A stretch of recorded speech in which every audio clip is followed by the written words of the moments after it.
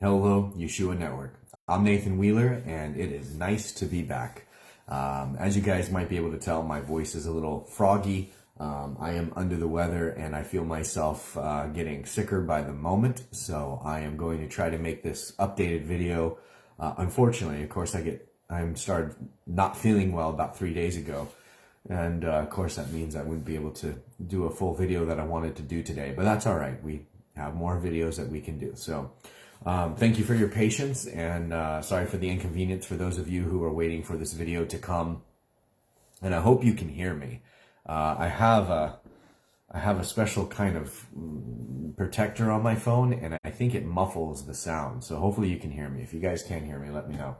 But anyways, if you guys don't know, I am the owner and founder of Yeshua Network. You may not know. You may just be seeing this for the first time. There's about 3,000 people that joined for. It's about 3,000 to 4,000 people that joined since I started my 40 days of seeking the Lord.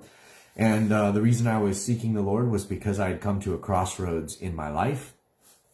And one of those had to do with, of course, ministry, this particular ministry, and my other one, Truth Me Free. And I just wanted to hear from the Lord and be confident with the Lord of the direction He wanted me to go. I have, throughout my life, been very blessed. And I don't say this to boast, but I say this a way to give glory to God and to testify of His goodness to me, that He has guided me most of my life, like really, like guided me. And even the times when I thought, or I complained that He wasn't there and He wasn't listening to me, of course He was, or answering me. I'm sure some people can relate to that. And but this was a strange crossroads I had never been at before. Might be because of my age, might be because of circumstances that have happened over the last few years with my businesses and so forth, and I've just never been in this particular situation. So I didn't know what to do, and so I went, the only thing I can think of is what the Bible had shown that people done, which is like Yeshua spent 40 days just being still. And that doesn't mean necessarily sitting under a tree, but just being still in their minds, still in their hearts, and really being open to hearing from the Lord. And that's what I just knew I needed to do something. And I didn't have any input. And I didn't have even a word from God that told me to do the 40 days. It was just my default. There was nothing else I could think of. And it wasn't a fast 40 days. It wasn't me sitting under a tree meditating for 40 days. I'd like to explain it of what exactly it was. And then I'll talk a little bit about what happened, because some wonderful things have happened in the 40 days. But what it was is I knew I needed to just allow myself the opportunity to release all the things that were stressing me. And ministry was definitely stressing me for the last 9+ years. But I felt it was a good stress, being worried about you folks and being worried about, how the word of God is getting out there and how the body of Christ is developing and growing together here. And are we, I'm always worried, are we doing what, the most we can? Are we doing right by God? Is there more that we can be doing? And this is just a daily, I think, healthy concern for anybody in ministry. You always want to basically be asking yourself, is there more I can do for the Lord? Is there more I can surrender? And that caused a bit of stress on top of just normal life. And things have kind of come to a head in my life. Like I said, I came to a crossroad and I just had no direction. And I think a lot of people, I myself included in my past, will take a look at the options that stand before us when we come to crossroads, and we will basically decide which one we think is the best for us, or which one we think is the best solution or the best path, for the best result, basically, right? We look what we imagine down the roads ahead, and we take a look and we say, well, this will probably be the best road for me or produce the best results for me or such and so forth. But I learned through my life, my particular life, I can't speak to anybody else or about anybody else, but for me, I learned that every time I made the decision to do something based upon what I perceived was good for me or what I wanted for me, it didn't always pan out so well. It was only the times where God had told me to do something, and that I did what He asked me to do, that my life ever really, really went like amazing. right? Not just good. Like, obviously, I've had good choices I made and good times that I made. But when it's like amazing, like Yeshua Network, Truth Me Free, these are moments in my life, God's chosen men, a men's Bible study I did a long time ago. You know, these are things that like were amazing. And they were so blessed that all the other good times in my life, like, just couldn't, they weren't even on radar. They're not even in the same ballpark as we say in America. So I was getting no response, and I was at a crossroad, and I saw some really heavy crossroads. I didn't see like, you know, your normal everyday life choice kind of thing. I saw things that were going to dramatically change my life, but also change my ministry. And anything that deals with God and anything that deals with ministry, I take unbelievably serious. Like, so much so that, you know, when people first get to know me in real life, not necessarily online, but when people get to know me in real life and they learn about my ministry, they often will accuse me of kind of being a control freak, a little bit of a control freak in regards to Yeshua Network. And it's not until usually about a year after getting to know me, and a year after seeing my life, and a year after like watching or learning about the ministry, that they actually will come back to me and say, hey, I was wrong and you were right. And the way that you treat Yeshua Network and the way that you protect Yeshua Network is clearly why God chose you, along with, you know, whatever gifts or information he had given me and so forth. But it's nice that has always been the validation and vindication for the times where I was called a controlled freak. And my point for saying that is just that I do take it very seriously to be in ministry and to be serving others. And so I was not going to make a choice based on my own flesh or my own wants. And technically, what I wanted was not in any of these choices. So I was at a really, really rough place. And I hope that this is speaking to somebody watching this video and not just you're hearing somebody ramble. I pray that maybe you've either been in a situation like that, or you might be entering into a situation like that yourself and be thinking to yourself, you know, excuse me. Sorry if I sniffle or cough, guys. You might be thinking to yourself, where are you, God? You know, what do you want me to do? And why are you kind of ignoring me or being silent? Or, you know, where's the choices I want? Why are you giving me choices I don't want, and so forth? So anyways, I pray that that's what you're hearing when you're watching this video. And so I wasn't hearing from the Lord, which is super crazy rare for me, to be honest. And I, again, don't say that to boast. I say that to show you that this was a very strange place in my life. And I had to do something. And again, the only thing I could think of, because I was not being told to do this, but it was my choice to do it, was I just stopped everything. Ministry, I stopped, basically it was winter, so I didn't have to do really any garden work or yard work on the property I live at. It was the perfect time for me to do 40 days of just kind of allowing myself to live like a normal human being, do normal human being stuff, work on my health as well, like find doctors. Now that I've moved to this location in Tennessee, I have to find doctors for my cardiology, urology, because I have a kidney stone again.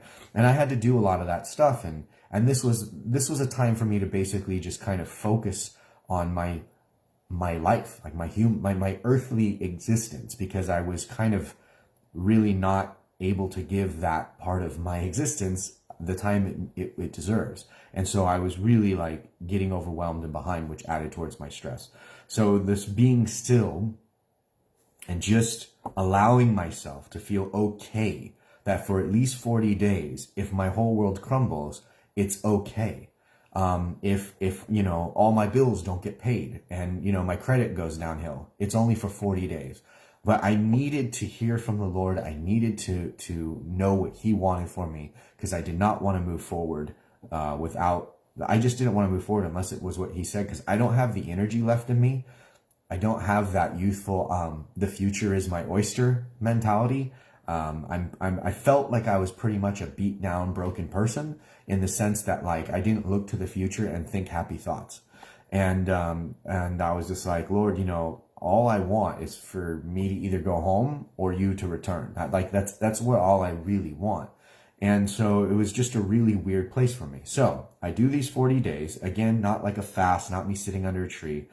It was just me having a mental freeness of of being involved in the heavy woes of the people who I minister onto, a freeness of just my obligations in the world, and at the cost of whatever. I knew going in that it might cause a total ripple effect of something I'd have to deal with later, but I needed to do it because I just wasn't going to move forward in any direction unless the Lord told me. So, first day, now I hope that even helps at all. First day of the 40 days was just another day, but my buddy Alex, who does the entire Bible read through with us, had a dream. And so the second day I wake up and he tells me this dream, and it's not a dream that either of us liked. And it was almost discouraging. In fact, for me, it was extremely discouraging, because I was just like, man, if what you're saying is true from this dream, it means I'm more confused than I thought about my life. I'm more confused about my relationship with the Lord. Like, Alex was saying that the Lord was kind of not mad at me, but like kind of disappointed. And I was just like, man, really? Like, what more could I possibly be doing? Like, you know what I mean? Like, I don't understand how he could be disappointed with me. Like, what is happening? And there was a few details in it that were super weird. Excuse me, I'm going to sneeze. Oh my gosh. Of course I'd be sick today. There was a few details that I'm not going to share right now because that would be a longer video, and I kind of want to get through this, more of the major points of what happened over the 40 days. But let's just say that this dream that Alex had was really hard for both of us to hear. It was hard for him to tell me, and it took a lot of guts for him to tell me this dream, because he even thought that the dream might be from the devil. And he's like, it might be from the devil to discourage you. And because he says, I don't have the knowledge or the discernment to know. He's like, but in the dream, the person talking to me said he was God. I understood he was God. And I asked him questions, and he answered me as if he was God.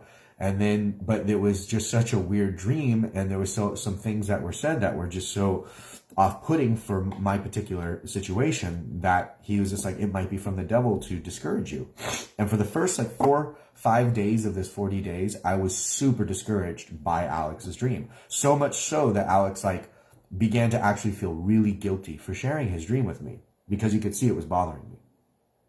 And so as time went on, though, I thought to myself, I said, well, I have to treat it as it might be from God, but it also might be from the devil, but it doesn't really matter to me.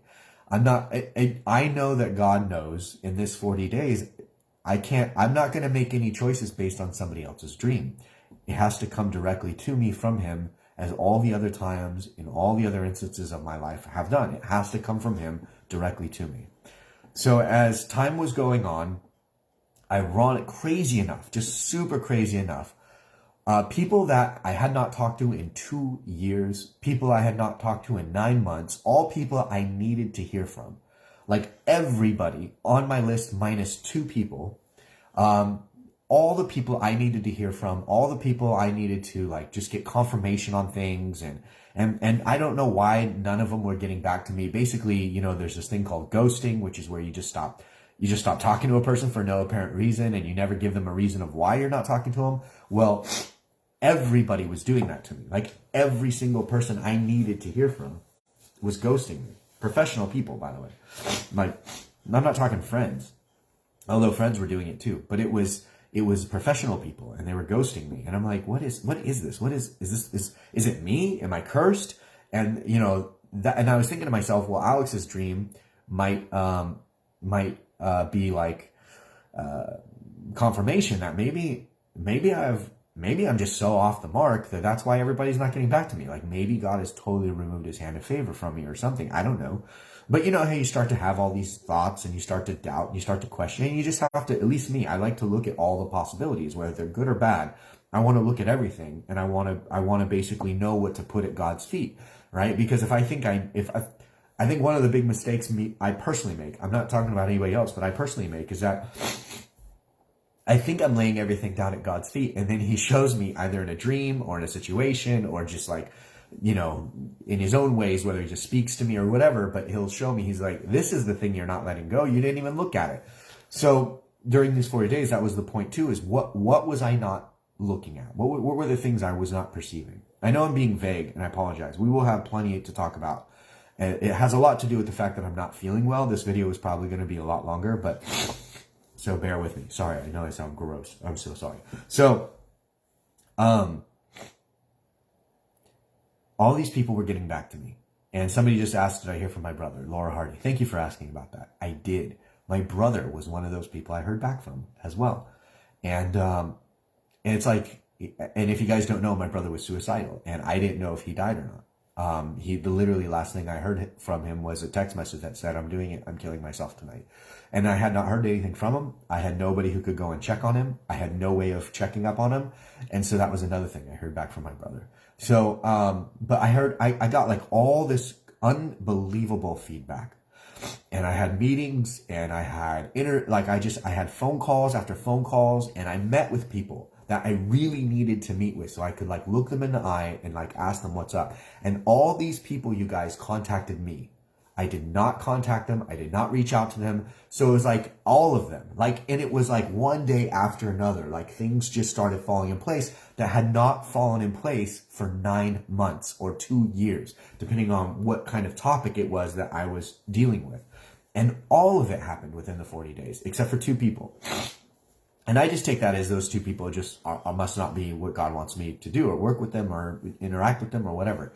And so I was just like, okay, well, I'm cool with that. Whatever. I just wanted clarity. So if somebody didn't get back to me, those 2 people who didn't get back to me at all, I just took that as clarity from the Lord. So, come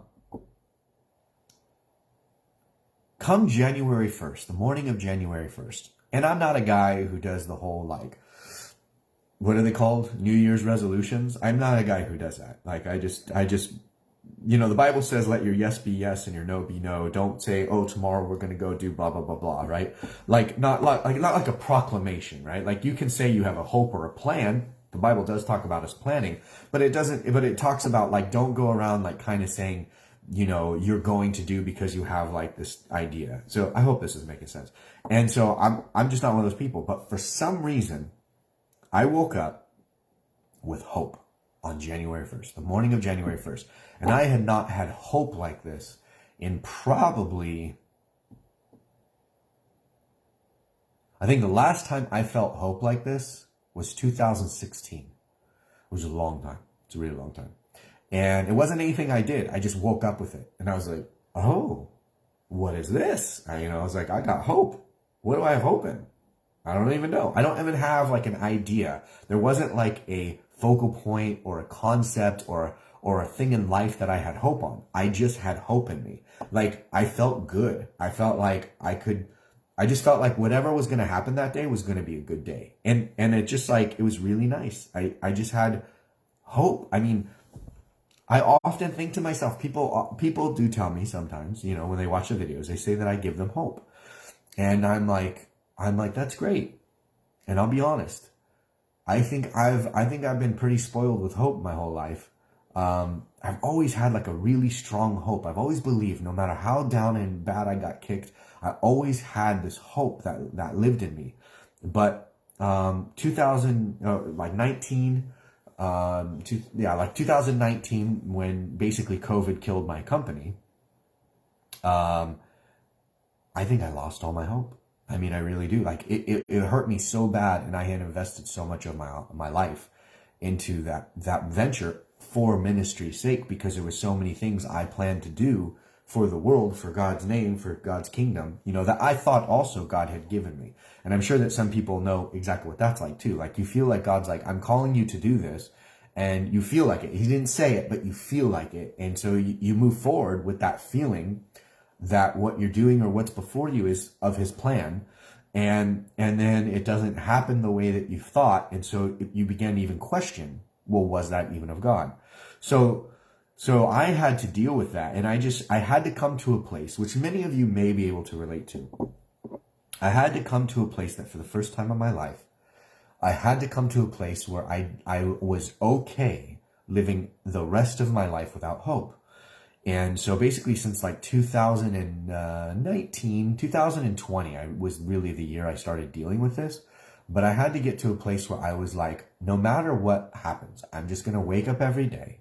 And in my mind, what I do is I say a prayer every day before I get out of bed But the other thing I do is like, I also started thinking to myself, I'm another day closer to either dying or going home. And it was like my happy juice, if you will. It was like, I just didn't want to be, I just didn't want to, I just hate this world. Like, I really hate it, right? Like, I've been dealt with some horrible hands in my life. Like, I know we all will say that, but I've been dealt with some really horrible hands in my life. But I've also been insanely blessed. Like, I might indeed perceive myself as one of the most blessed people, like, ever. Like, I mean, the Lord has totally allowed himself to be in my life in ways that I've learned through this ministry that not everybody perceives or gets to experience. And I don't say that again to boast. I just say it as like, I need to count my blessings. And this whole experience has allowed me to be able to perceive my blessings and therefore count them. But I also perceive my hard times. And I had just gotten to a point where I'm no longer young. I no longer have that thing where you look into your future and you think, well, I have enough energy or I have enough time to do what I need to do in life to make it or to accomplish my dreams or whatever people normally do when they look to their future, right? And I guess this might be like that midlife crisis type of thing. I don't know. But, you know, I just had to do this thing where I'm like, I can't hope anymore. And again, I don't know if this is speaking to anybody, and I hope I'm making sense. I do feel super foggy in the brain, so I hope I'm making sense. But I got to this place where I had to, like, my hope was that, if this makes sense, my hope was that I would stop hoping because the hope hurt, right? Because every time I gave something hope and that thing failed me, or that thing fell short, or the thing didn't happen, I would then like beat myself up as though I was the reason why it failed, or I was the reason why something didn't happen. And then I would beat myself up because I'm like, well, what about the blessings that were in store for other people? Like, I'm to blame if I messed that up for other people too. And this was a thing for like the ministry specifically, because I'm like, well, I can't be in the way. Like, I can't be the weakest link of Yeshua Network. I have to be, you know, earthly wise, human wise, I have to be the strongest link in the ministry. It's a ministry he put on my shoulders, and I'm responsible for it at the end of the day. So I felt that strength lied in hoping that I would never have hope again. And I thought to myself, like, how can I just fully surrender to crap? Like, pardon my French, but like, how can I surrender to just a horrible life? How can I surrender to a life that has nothing but regret and a life that is just filled with just like what could have been, right? Like, my life is just filled with what could have been, what should have been, those kind of ideas. I don't know if anybody can relate to that. So I was like, I don't want another one. I just don't want another one. So if I wake up every day with no hope, then I'll never be hurt again. And if I just surrender every day and just serve the Lord every day, then my joy is from ministry. It's from serving the Lord. And like, what a great life, right? Like, and it is a great life. That's not me being sarcastic. I'm very sarcastic. So I don't want anybody who knows me well to think that delivery right there was sarcasm. It wasn't. Like, I mean it authentically. Like, what a great life to wake up every day and just know that whatever you're doing and all that you're doing is serving the Lord. Like, that is probably, in all honesty, the greatest life there is. And so that now became my only want, because I knew that God had anointed it, literally commanded me to do it. So if it ever failed, it wasn't my fault. You know what I mean? Like, it's his anointing. Like, it should be happening without me involved anyways. Like, he commanded it, right? So, but I was also getting burnt out, like big time burnt out. And I'd never been burnt out in like the 9+ years, and not really burnt out like this, to where like I had nothing left in the tank whatsoever. And so, lacking the hope, being wise enough to not take temptation of life or take temptation of opportunity just because it looked good or smelled good or tastes good or it looked like it was going to bring me out of my hopeless rut. And I thank the Lord for this, guys. And again, I hope everybody's perceiving that this is out of humility. I say these things. I thank the Lord that the things that were lying before me, no matter how tempting they were, the Lord had installed in me this inability to be impressed by it. Like, it wasn't like, I'm not impressed, like, I don't care. And that's a good thing, by the way, because a lot of times I think we get impressed by earthly things or worldly things. And so we'll chase after them. And I was like, I don't want worldly things. I don't want this, I don't want to get into this whole thing with, chasing the world. It's not, I've either been beat down so bad that I never want to go there again, or I've been given such wisdom, through my beat downs, and my AKA the fiery refinement of life, that it just wasn't in me anymore. And I just didn't want to tempt that to come back into my life either. So during the 40 days, when I woke up on the first with this hope, it was both scary and wonderful. And because especially it wasn't attached to anything. It wasn't attached to the new year. I didn't care. Like, I'm not one of those guys. It was just happened to be the new year. Whether it was God's deal to choose that day, I don't know, whatever. But the other thing that started happening after that was I started to get phone calls from friends and people who worked for me in my company, from my old company. They started calling me about this time, and it was crazy. Like, I had not heard from these people for like 2 years, and they started calling me, and they started basically like telling me how much they're waiting on me. And I was like, you're waiting on me for what? And they're like, what's next, boss? Like, what are we doing? And I'm like, I thought you like hated me. I thought you blamed me. I thought you, thought horrible thoughts about me because, everything went south during, COVID and all that kind of stuff. They're like, no, like, we don't blame you at all. Like, I had nothing to do with you.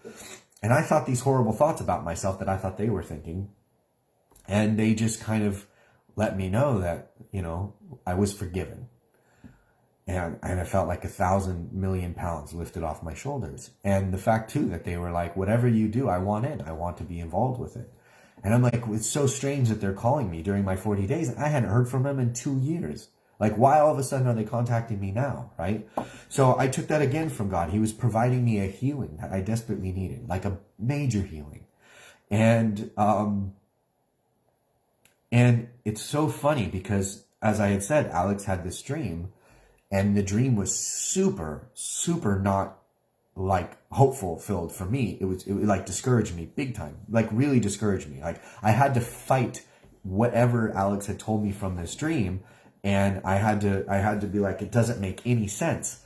And now after New Year's, January 1st, and I started getting these phone calls and I started to have that hope, and the hope was there. And I started making some choices, and based upon things that was being shown to me. I started having my own dreams as well, but I felt like the Holy Spirit was authentically speaking to me now.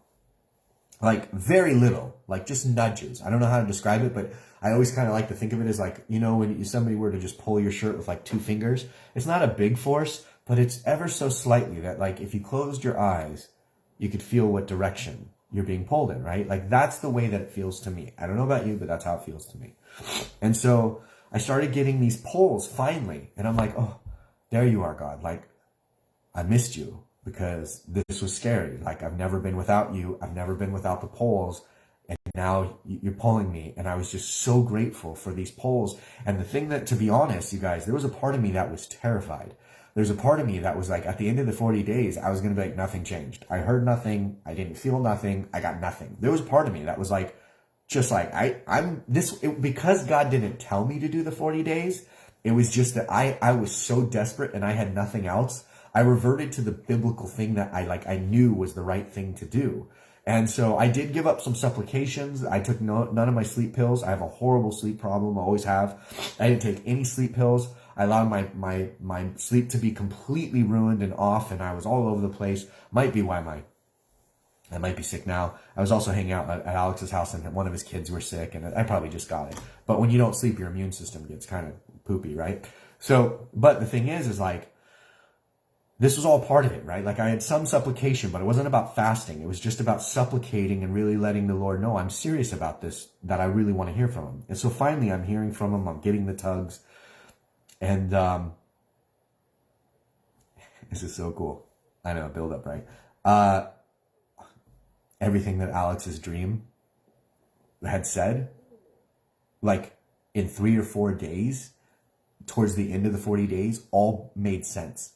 And it was so awesome, and it was so beautiful, and it was like, it was so good because like Alex had to take a leap of faith and tell me the dream. I had to remain open to it, even though it seemed extremely discouraging. I had to at least be open to it, right? That's the way I roll. I'm like, well, I don't know, right? But I'm still going to wait for the Lord to talk to me. And the thing is that I started to get my own dreams and I started to get my own understanding, the tugs. And then the next thing I know, I'm going to give it to you guys. This may not make any sense. And when I go into further detail, it will probably make sense. But here's what's really cool. And for those of you who know me and been a part of this ministry for a while, I believe that what I'm about to share with you will actually, I don't know, just speak to you. I think it'll just kind of give you some insight into me.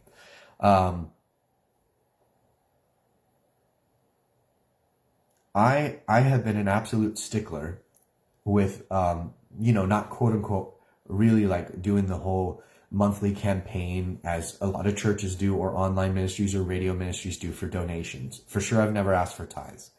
And it's been a huge, super important thing to me because I always had this feeling in me that, God never told me to do it. And I know I'm not a Levitical priest. And so I was like, I'm not going to make that mistake until God tells me that I can. I'm not going to make that mistake and start and ask for donations. And I was blessed in the beginning years of my ministry that I could finance this basically on my own. There was some medical bills that people helped me out on. And then there was two tours that people helped me out on. But other than that, like the survival and the building of the ministry was basically out of my finances. And so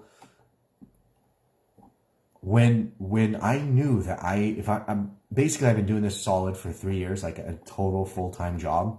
And when I say full-time, I mean like, as long as I'm awake, I'm technically serving. I'm answering emails, responding to comments, checking what's happening on all our groups, and there's a lot of groups, making sure, that people are not fighting, not wanting to kill each other or themselves or, all that kind of stuff. There's so much stuff that goes on behind the curtain of this ministry that I was super overwhelmed. And I had no time really for anything else. I was so drained from the ministry that the things I needed to do for life, grocery shopping, laundry, cleaning, maintaining the property that I live on, like all these things, like I wasn't able to psychologically do it. I could not even get myself sometimes to prepare a meal. Like I would just fall asleep here in this chair because I was so emotionally ruined and so drained. And I didn't have that hope for, ironically, the last 3 years. That there was like no recharging the batteries. And the only time I ever felt good was when I was actually serving. So it was kind of like being an addict, right? Like I was addicted to God. I was addicted to the Holy Spirit. I was addicted to ministering because I was getting no positive anything back, in regards to like, I'm not saying I wasn't getting blessed in life. I have great friends. I have a great opportunity. I have a roof over my head. Like I have clothes on my back. I do have food. Like I'm super blessed in that regard. But, the hope and the thing that like excites you and wakes you up every day has been gone for so long that like I just wasn't rejuvenating. And I could only felt like the batteries were recharging while in service, in the Lord. That's it. Those were the only times. So I think I was like addicted. I needed to serve all the time. And in the past, that always worked great because, sorry, that hurt. In the past, it worked great because I would get filled. And then I had the other things in life that I looked forward to. Things that I thought would eventually circle back around and help this ministry grow and get to the next level. So it was great, but I didn't have that anymore. The second part, the outside the ministry part wasn't there anymore. So I didn't have that rejuvenating anymore. So now these phone calls and the dreams and what happened was, I know I sound like I'm all over the place. I apologize, but there's so much detail, but I don't want to get caught up in the detail. But the thing that happened was I understood that the Lord allowed me to run my race, exactly like Paul talks about. He didn't stop me from asking for donations. He never kind of slapped my hand for asking for donations ever. I felt horrible about it because I just knew that I could have, if any of my earthly businesses had gone as they should have in the last 3-4 years, I should be just financing this by myself. So there was that kind of personal earthly guilt, right? Like I didn't like the idea of other people's money leaving their hands or their bank accounts or whatever to bless me or keep me alive and this ministry going. Like I just felt really bad about that, but that was me.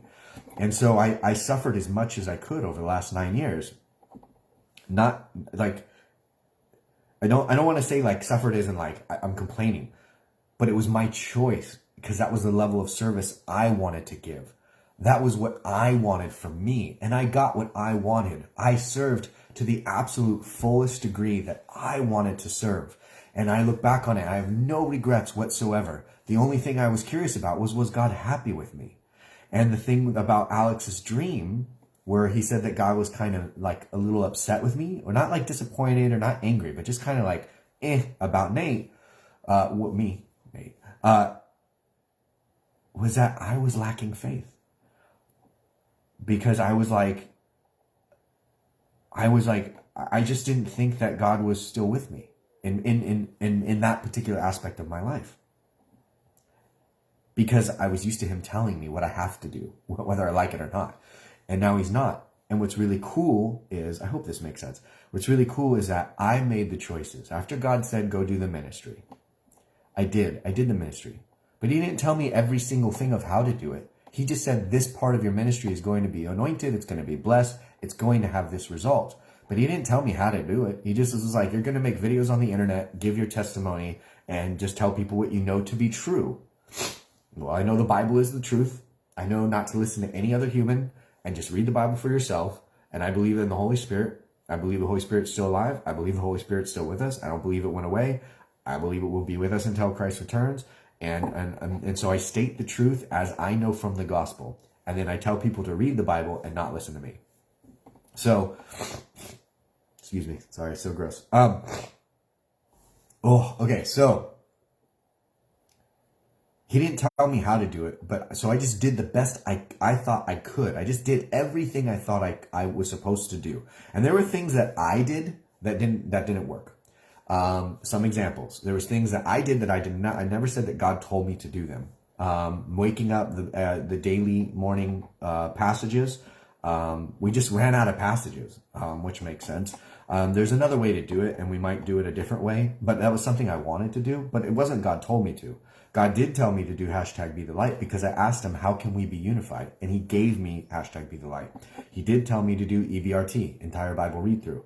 And the things that God tells me to do are so blessed and so anointed. And they're like, they're so like, they're protected. Like, I'm not worried about them ever crumbling or being stolen or being broken. Like, I know that God's hand is on them, and they will do what he set them out to do. But there's things where I'm like, I want to do more, or I feel like I'm falling short, Lord. And so I'll come up with my human ideas because I'm thinking to myself that God's sitting there watching me being like, what are you doing, guy? Get to work, like do more. You know, that's just how I think. That's how I'm always thinking. And so I was trying to do more, and all the things I came up with, they just weren't working, you know? And I'm like, well, okay, so I don't want to keep doing stuff, Lord, but because every time I do something, it doesn't work. And I feel like you're just disappointed with me. So then Alex tells me that he has a dream where God's basically saying he's disappointed with me. And I'm like, great. What does he want me to do? This is why I'm doing the 40 days. I just want him to tell me so he's not disappointed with me. I don't want God to be disappointed with me. But the thing he was disappointed about was that I didn't understand that he was with me in all of these things. That he was with me in all the choices, and that I got to do ministry how I wanted to do it, like I said. And at the end of the day, when I die and I stand before the Lord, I gave the best run that I possibly could give for 9 years. I did the absolute best without milking the situation. There's 2.6 million subscribers here. There's hundreds of millions, if not billions of hours of views of my videos. And if I was any type of worldly person, you guys, I would be worth hundreds of millions of dollars. Just from social media alone, from advertising and companies that have contacted me over the years that wanted me to talk about their products, their brands, Christian musicians and churches that wanted me to advertise their books, their CDs, their movies and things like that. I never did it. I never took any money from them to do it. And the thing is like, I get to say, like, I ran that race, you know what I mean? And that was like, God was explaining to me during these 40 days, like he gave me this understanding through both a dream and kind of like a vision that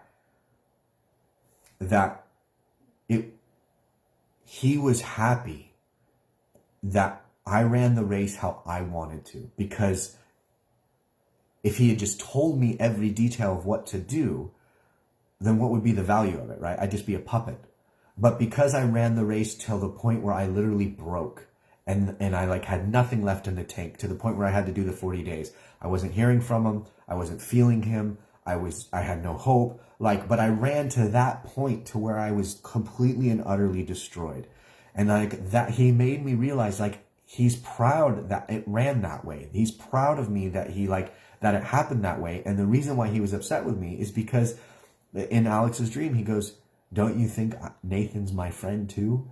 And like, I didn't feel like I was God's friend. I didn't feel like God was super happy with me. I felt like I was falling so short of what I knew I had the potential of being. Remember in the beginning of this video, I was talking about the should have beens and could have beens with my life.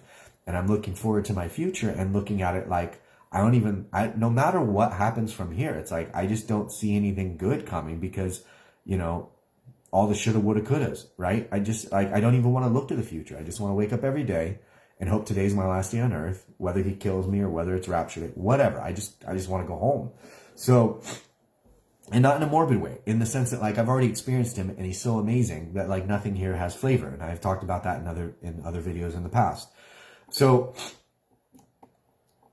for him to be upset with me was because I didn't have that understanding. And he told Alex, he's like, Nathan should know this already. Like he shouldn't be doubting in the way he's doubting. And it was just that I was a defeated person. And he had not given up on me. He had not stopped calling me friend, even though I was being a total pain. But then also at the same time, in my ways of being a pain, also I was fulfilling, my life. I was fulfilling the life that I was supposed to live. And I was running the ministry as a demonstration of the level of my love and my dedication to God. And no matter what happens from here on out, I've already posted during the 40 days when God confirmed it to me that I can ask for donations now. And because he never said I couldn't, but I just felt guilty. I just felt guilty, and I just didn't want that to be my ministry. I just wanted people to have a place where they could go. And I'm not saying there's not other places. I'm talking about my ministry, guys, right? I just wanted people to have a place to go where there was a person out there who testified they love God, who had an NDE, didn't write a book about it, didn't sell a movie about it, and wasn't like milking the whole financial situation of 2.6 million views and literally probably over 1 billion hours of video watched. So I have that. I have that. And that's what I wanted, because I wanted God to see that was my love for him. And now I've lived it to the point where I ran out of complete juice. And then now I understood that things can change, but I have to change first. I have to be okay with accepting donations. I have to be okay with going and vetting different opportunities, like what we're doing with the child development services. Like that has been an unbelievable blessing. And the fact that I got to do the lunch, the fact that I got to do, like, we helped a mother during Christmas, all during the 40 days, by the way. We helped a mother during Christmas who had 4 tires that were showing the metal, like, grid in the tires, like the wire was showing because the tires were so bald. And there was ice because it was ice season here and all that kind of stuff. She couldn't go pick up her kids.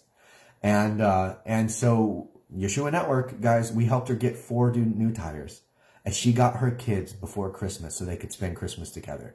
Like three kids she has. And like, dude, that makes me want to cry, because I've been in situations like that, right? Like we got to participate in that because, like, I changed. And I found, and I prayed to the Lord. I'm like, I want to do something. I want to step out of my way of this whole donation thing. And I want Yeshua Network to come together as a body of Christ and do the things you commanded us to do. I had to step out of the way. And by that, the unbelievable blessings that have unfolded. I got to meet these different social workers. I've got to see how these kids, are suffering, which doesn't seem like a happy thought, but it is a happy thought because I get to meet the people that are trying to change that hell of a life for them and make it a better life. And they're all believers in Christ, and they're all like praying all the time, and they all just like testify of God all the time. It's like so unbelievable. And we're building beds for them out of a group called Sleep in Heavenly Peace. You guys can Google it. We're out there like building these beds in the freezing cold. Built like 30 beds in one weekend, one day, and then like they distribute these beds to these families that don't literally have beds or mattresses or blankets, and like just stuff like this, like has all happened in the 40 days. And the contact I have for the prison ministry got back in contact with me as well. It's just like everything had come together. And I know I'm totally all over the place, but again, I'm trying to summarize 40 amazing days, like amazing. Every day something was happening, and to tie in with Alex's dream and to tie in with this thing about, I knew that this particular crossroad was a crossroad I've never had before, because all other crossroads that have ever stood before me was like, there was what God was calling me to, and there was what I wanted to do. And in every single circumstance of my life, I always chose what I wanted to do. And then I tried to incorporate what God asked me to do until my NDE. And that was when everything in that regard changed. Once I got killed and God said, we had to kill you so you'll listen. And we're going to send you back and you're going to do ABC, which is now the ministry you've seen over the last 9 years. Been totally amazingly blessed. I've surrendered to it. Always unbelievably blessed. But this crossroad was different. This crossroad was different because there wasn't anything he was telling me to do. And I had multiple options that I didn't want to do. And so it was like, well, this is new. And the thing is that it was super important that at this crossroad, I made the choice. And it was so funny because I thought that was the last thing I should do. As the last thing I should do is make the choice. But what Alex's dream had said was that God was wanting me to make the choice. And that he was kind of shocked that I didn't know that that was the case this time. And whatever the choice was that I made, it would be a choice of my heart again, like how I chose to run this ministry over the last 9 years. It would be another testimony of my actual heart unto the Lord. And so I have made my choices, and I have surrendered additionally to the Lord again, all these things that I'm still at the crossroad. So I am holding back on some of the other things that have developed because the cement hasn't dried yet. But let's just say that a lot of things have happened, and they're absolutely amazing. And as regard to this ministry, we are totally moving forward, but we're moving forward in a whole new way. We're moving forward in the sense that, like, I hope you guys don't take this wrong. There's so much being done online. And it's good because for some people, we don't have churches we can go to. We don't have community that we can get plugged into in real life. And that just has to be fixed. That has to be fixed. Online is great when you're, different places all around the world. We have people who are amazing friends who live in like Holland and Brazil and Argentina and Africa and China and Philippines and, America, Canada, Mexico, like people from all around the world are plugged in. And I love that. I absolutely love it. But I'm not talking about building a new denomination. I'm not talking about building a church. I am talking about creating physical, community for people. I am talking about working more towards people meeting up and more towards helping people in real life, like the kid thing, and expanding on that, expanding on the prison ministry and doing all those kind of things. And, I think that this online thing too, it creates a lot of the, what do they call them? Keyboard warriors or something like that is the term. People get super brave and they love to trash talk, but if they're sitting in front of you, they're not going to speak to you the same way as they would when they're just typing words on a keyboard to a screen. There's all these keyboard warriors and people who are so righteous and right about everything. And I saw it during the 40 days as well. I plugged in once in a while, but not a lot. maybe 4 or 5 times the entire 40 days I checked the page, especially if I got a notification from Facebook, which I got, saying that people were breaking the rules. Then I had to obviously tune in. But it's funny, and I hope you guys hear me right on this. Being unplugged from the ministry for 40 days and then coming back, and I see people arguing and bickering, and my denomination's right, and my faith walk is right, and yours is wrong, and this and that, and this and that. And I'm like, it's so easy to get wrapped up in it when you're plugged into it every day. It's so easy to get wrapped up in it. Like it matters what somebody else on the internet says about faith or walking with the Lord or how to celebrate God and all this stuff. It's easy to get wrapped up in that if you're plugged into it all day long. And I'm like, no offense, but I don't want to get plugged into all that, guys.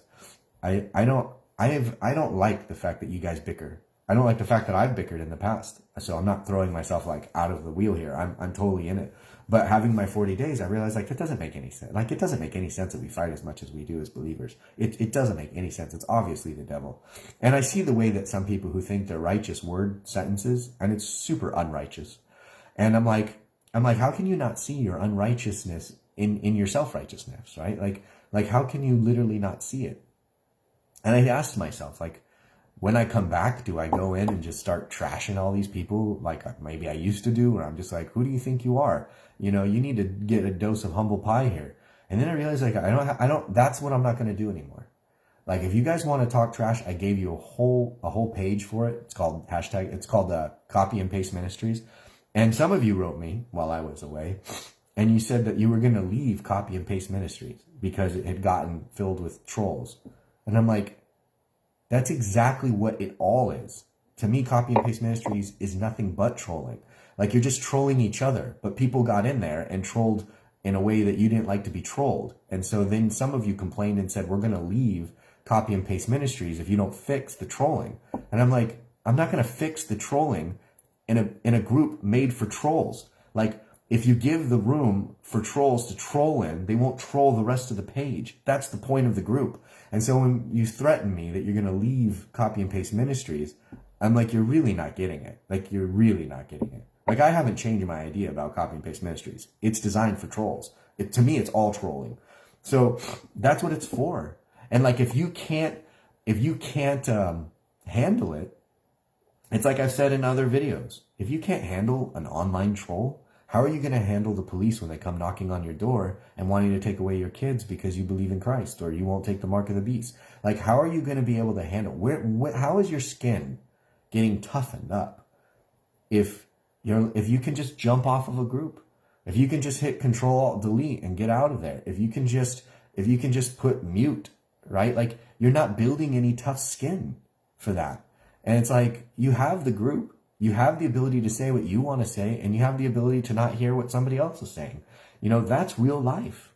You know, the apostles had to go into town squares, and they had to deal with people telling them they're full of crap. And they had to deal with people throwing them in prison even. Like, is anybody coming and grabbing you? Honestly, is anybody coming and grabbing you and throwing you in prison because you say something in the faith that offends them? Like, no. You get what I'm trying to say? Like, it's gotten ridiculous. And so me being away for the 40 days, I really got to come back and like really see the nastiness of it. And at first, my very first initial, response was, like I said, come in and do what I call the Nathan smash. I just start going in like the Hulk and just start smashing everything, like, putting people in check. And I was just like, nah, I got other things I want to spend my energy on. And those things are like the kids, these kids who lose their homes or their parents or, food, don't have clothes. Like, I want to spend my time on that. And so, I'm not gonna basically be policing as much. And if I do see something that is bad, as always, I'm just gonna block. And there's no, this is Yeshua Network is indeed a zero tolerance page. If somebody comes in and is authentically trolling, they're gone and they get blocked, and then their future accounts get blocked, because there's plenty of places to go and fellowship. You don't need this place, but this place is designed to be a sanctuary online and a true place for true seekers of the Lord and the fullness of the Bible to be sought after and to be gotten and absorbed. So if anybody is not participating in that vein, this isn't the spot for you. And that's another thing I'm okay with. That's another part of my ministry that I got confirmation from the Lord. I'm proud of you, right? And so things like that stuff is going to change. We're going to do a lot more. So a lot more of the real stuff that matters, not the stuff that doesn't matter. All this bickering online, who cares? Like, honestly, who cares? I mean, if you want to see what the beauty is of Yeshua Network, watch the entire Bible read through. Go to #BeTheLight group. Go to testimonials. Go to the prayer page. If you're really seeking depth, go to the 40-Day Holiness Challenge page and look at the comments and look at the prayers and look at the answer to prayers. I mean, who cares about all the fighting and bickering about who walks what way and who understands what about the Bible? Like, who cares? If everybody's reading the Bible for themselves, they're going to come to their own knowledge. They're going to come to their own experience. And there's tons of people who are at one place in their walk today, and they're going to be at a totally different place in a year from now, in 5 years from now, and in 10 years from now. And we as believers just need to trust that God is doing a work in them at their speed, at their time. And that might mean, you guys, that they're part of a denomination you don't like. But how do you know that God doesn't have them in that denomination to be a light in that place? You get what I'm trying to say? Like, who cares? Like, it's not a who cares in like in a mean way. It's a who cares in like, it doesn't stop the love of the Lord flowing. It only stops the love of the Lord flowing when you make it about you, right? It's not about you. It's about them. Whether they're vomiting down your throat about they walk better than you, or they celebrate better than you, or they know better than you. It's about them, right? And it's like, and in my opinion, this is my opinion. Notice I say my opinion when I say this sentence. In my opinion, nobody can tell you about God. Nobody can tell you about God. Two things. You have to experience God. And lucky for us, we get to. And the second thing is that the Bible is his love letter that tells us everything he wants us to know. And it's there. For most people on earth, we're allowed to read the Bible freely without going to jail or getting killed. So I'm not worried about any of you. I'm not worried about any of you. So long as I and you keep telling everybody, read the Bible for yourself, enjoy the Bible for yourself. I mean, I don't read the Bible ever and feel bad. I've never read the Bible and stopped reading it and felt like, well, that day's ruined. It's never happened to me. My day has always been better. My day has always been filled. My peace has always been returned. It doesn't mean that once I get back in the world, it doesn't get fought on. The world likes to eat away at it. But when I'm reading the Word of God, I'm blessed. And I'm not that way always with believers, dealing and interacting with believers. And so God is my Lord. He's my King. He's my God. And he is the Word. Yeshua is the manifestation of the Word in flesh. It's like he gave us everything we need. And we're not, most of us are not actually walking the way he told us to walk. We're really not. We're like really not. We're definitely not acting like a body of Christ. And I think that if we all stopped caring about what anybody else said and we just started doing what he told us to do, we'll be so busy doing what he told us to do, we won't have enough time to care about what anybody else is saying. And that is being witnessed by me in real life with this, with the kids and the food and the clothing and the housing and all that stuff. Like, all these people, they're Baptists, they're Pentecostals, they're Apostolics, they're like, I mean, these people who work together are all from different denominations, and like I couldn't be a part of it if I didn't have a church, right? Like, you can't just like be off the street and like walk in and be a part of it. You have to be from some type of faith-based organization. We're not a 501c3, but they perceive that this is an established organization of believers. And so I got allowed in, even though I'm the only non-501c3 that I know of. So my point is to say is that, like, they never get in fights. They never trash talk one another. They never talk bad about one another, because they're looking at a child who has lice or bed bug bites or like burns on their body, and they haven't eaten for days, or they've been beaten, or they literally have secondhand like drug smoke, so they're like high out of their mind. And like, do you really think that they're looking at the other person who's bringing in the clothes or the food or cleaning the bed or making the bed? Like, do you think they stop and go, hey, by the way, before you put in that last nail, or before you make that last sandwich? What's your thoughts about how to participate in this and that, or how to pray to God? Or do you say Jesus, or do you say Yeshua? Like, these things never get brought up. It never gets brought up, ever. But at the same time, I see more things being done as the Lord Yeshua commanded by people of all different types of levels or avenues or paths of faith. And that was another thing I got to experience that was really blessed for me. You know, I participated in churches before, but working in an organization that kind of oversees or looks over the denominational walls and they unified together, like, man, sign me up for that. So that is more the direction that the ministry is going to be going. I want to focus way more on that stuff than all this bickering online stuff and the copy and pasting stuff. I know you guys love that page. It's the fastest growing group on here. I still don't like it. I mean, all you have to do is look at. Let me encourage you guys to do this. Not that I want to poop on the thing that you have a parade about, okay? Sorry, my phone's chiming.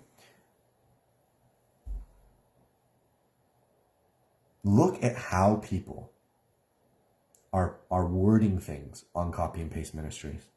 Look at how they're wording it. They start sentences off like this.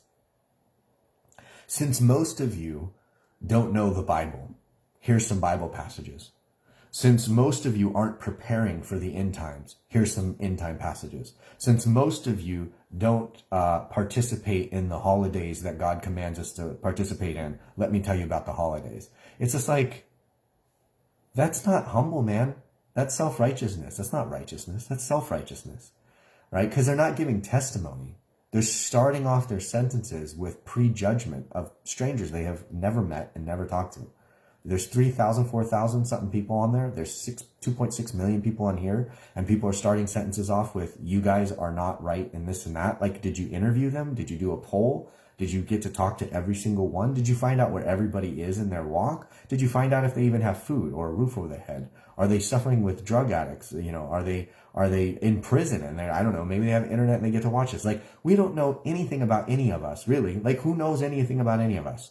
Only what we allow people to know, right? And my point is that to start off a sentence that's like prejudged and you're trying to serve the Lord, it's the reason why the group was created. Because there's people that just can't get that out of their system. And in my opinion, it's a separation of goats and sheep. The goats think they're sheep, but they have horns. They have horns, and they're nasty, and they're mean, and they're not the same type of animal as a sheep, but they think they're sheep. And I think that having that there is perfect. And I think that if people want to do that there, perfect. You know what I mean?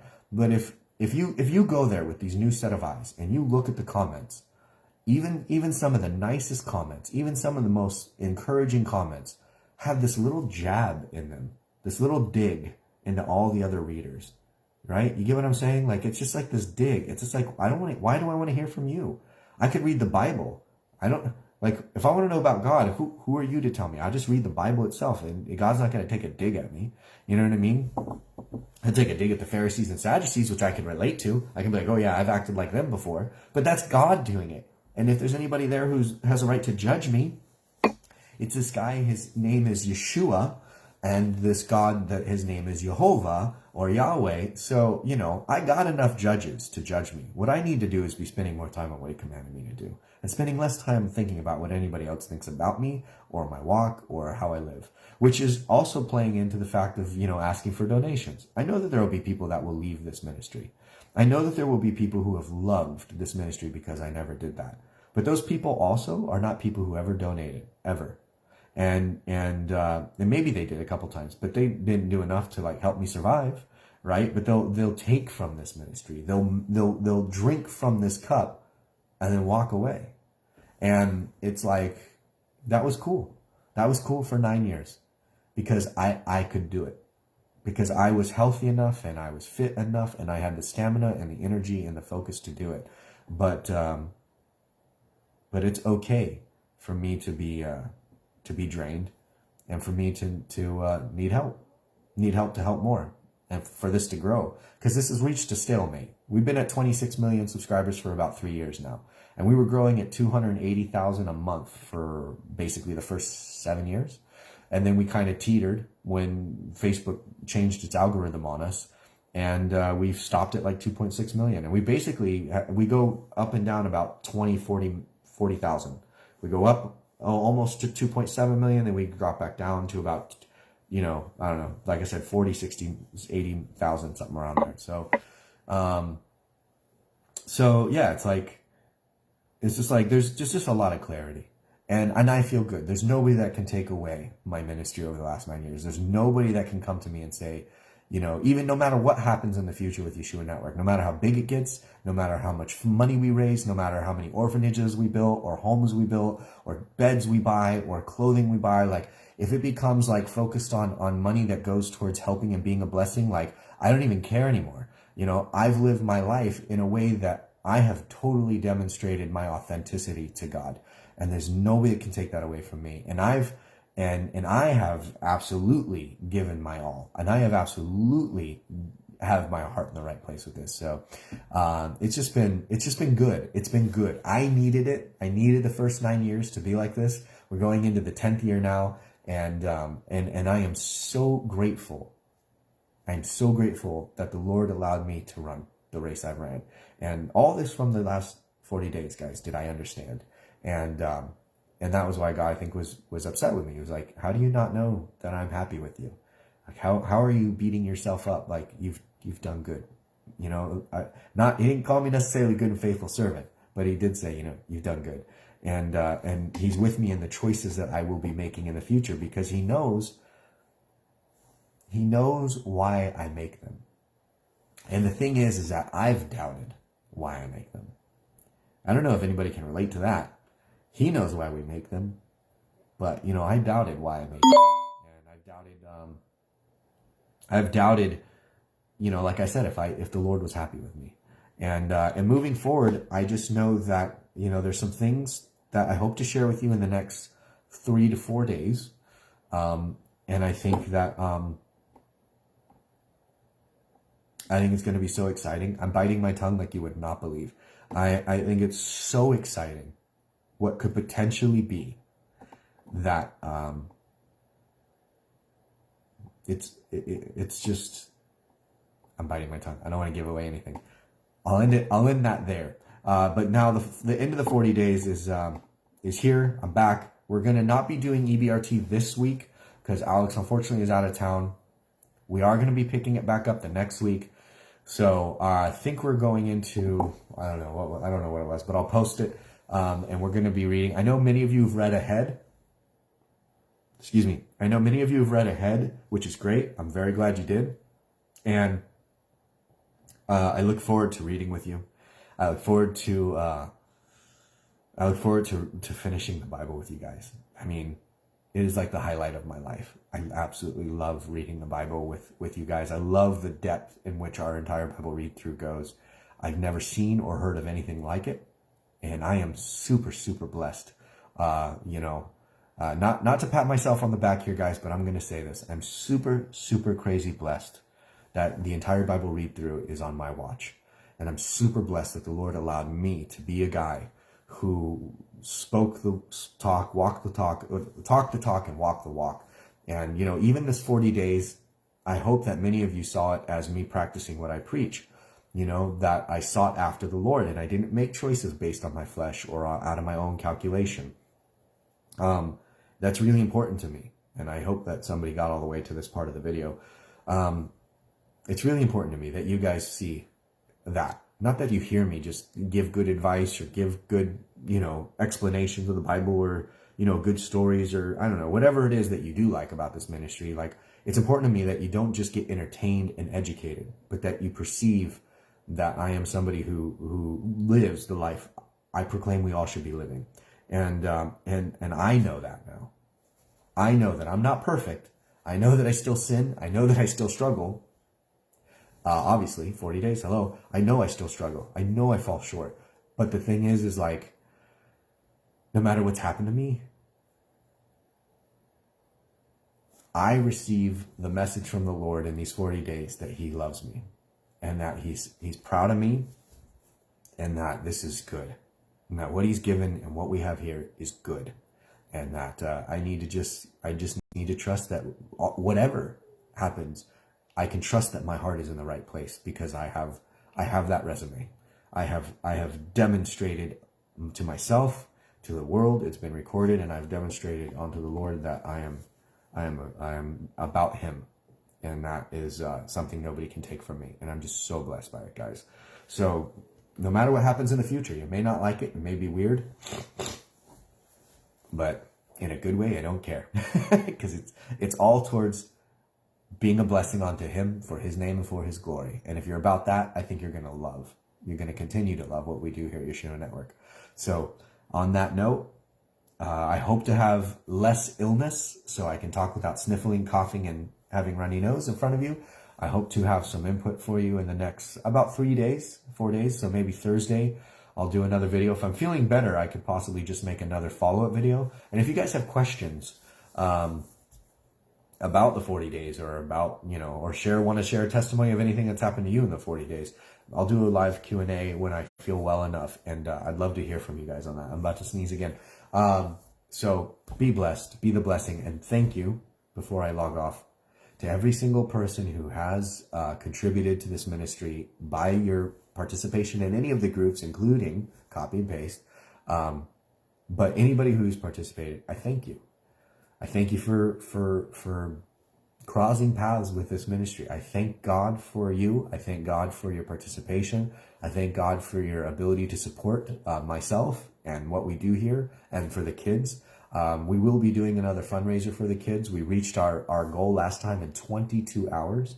And they need 2 beds for the new office that I showed you pictures of. They have no beds for the kids. They literally sleep on these tiny, they're like a chair like that one right there. It's like not even like a thing that any human being could sleep on. And the kids have to lay in that when they come at an office. They have like no cushion, no quilts, nothing like that. So they've asked us to get them futons that will turn from a couch that they can sit in, 2 beds, 2 of them, which is the 2 black chairs. If you look at the pictures, you'll see 2 black chairs in this little tiny, it's tiny. It's a tiny, tiny room. They asked us for that. And I think that, just so you know, I'm all over the place, but I want to get that for them so the kids have somewhere to sleep. And then the other thing is Yeshua Network is the sponsor supporter of this new office. There's only one other person, and that person donates like $50 or something like that a month. Other than that, there's no money coming into this new branch. And it's just kind of getting started. They always have to send their kids and their people to other counties. So they have to transport them like an hour, 2 hours, 3 hours away to some other place that has the means to take care of them. And when I found out that basically Yeshua Network is the only ministry supporting this new office, I was like, this is the coolest thing ever. I couldn't be happier about the fact that we're the ones supporting them. And because there's enough of us. There's enough of us to get some beds, some clothing for teenagers, because they have a lot of kid stuff and diapers and stuff. But the teenagers that come in, which they have 2 teenagers in the office right now, and they don't have any clothes for these teenagers whatsoever. Like nothing. So like the employees went to Walmart and bought them like sweatpants and t-shirts and stuff. The employees pay out of their pocket when they don't have anybody supporting them. And they make like $30,000 a year, which is why we gave the lunch. And they were super excited about the lunch. I know I didn't take a whole lot of pictures of the staff. They didn't really want to have pictures taken of them because they're humble like that. It's awesome. It's so awesome. I love this stuff. I really love it, you guys. And I'm super blessed that you guys are on board with it. And I'm super blessed we're doing it because it's straight out of the Bible. Feed widows, children, prison. Like it's straight out of the Bible. We're doing exactly what Yeshua told us to do. Like I couldn't be happier about it. So be blessed, be the blessing, a lot more of all this to come. And I just want to say thanks for the last 40 days. You have all blessed me very much. And I hope that I maintain being a blessing for you as well. So I look forward to talking to you all again soon. It's so nice to be back. Talk to you soon.